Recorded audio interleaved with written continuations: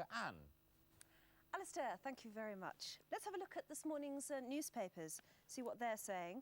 I've got most of the late editions here. The Daily Mail, Maggie's hat-trick. The Sun, the general election Sun, Maggie the Third.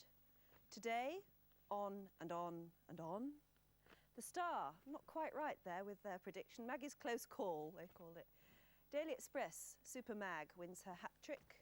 The Daily Mirror, Thatcher back at number 10. London Daily News, third time Thatcher. The Times, Thatcher's historic victory. And The Independent, Tories back in power with strong majority.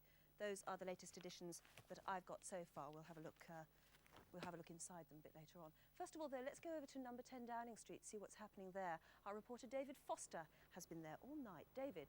Morning, Anne. Morning. How are you? A little bit cold, but I mean, it's all over and everybody's still fairly excited about what's happened during the night. It looks as though it's all gone quiet now.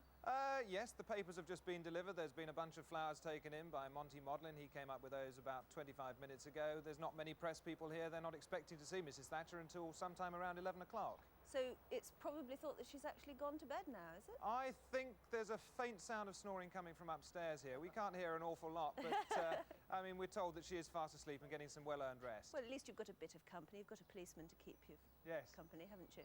And that's it, literally just quiet there now.